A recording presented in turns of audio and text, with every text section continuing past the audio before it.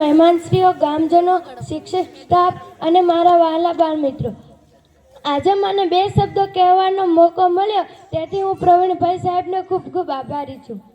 તો આજે હું તમને શિક્ષણ અને આપણા સંસ્કાર વિશે થોડું કહેવા માંગુ છું, જે આપ સૌ શાંતિથી સાંભળો એવી આશા રાખું છું. શિક્ષણ અને સંસ્કાર આપણી જિંદગીના મૂળ મંત્રો છે.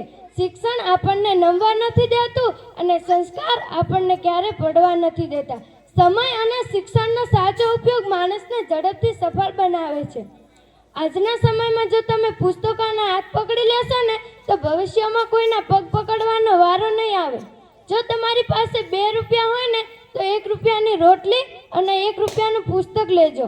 રોટલી તમને જીવિત રાખશે ત્યારે પુસ્તક તમને જીવતા શીખવાડશે.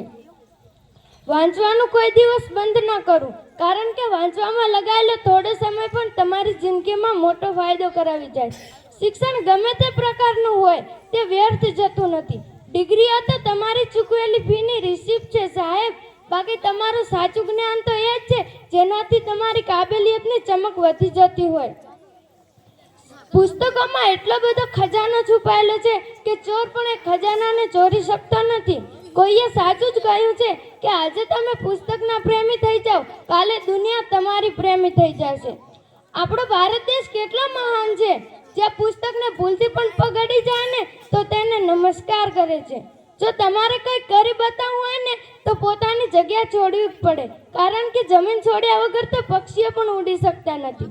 કાગળ એની કિસ્મતથી ઉડે છે, જ્યારે પતંગ તેની કાબેલિયતથી ઉડે છે. એટલે કહેવાનો મતલબ એમ કે કિસ્મત સાથ આપે કે ના આપે પણ કાબેલિયત સાથ જરૂર આપે છે. દરેકના જીવનમાં ભગવાન 2 વિકલ્પ આપે જ છે.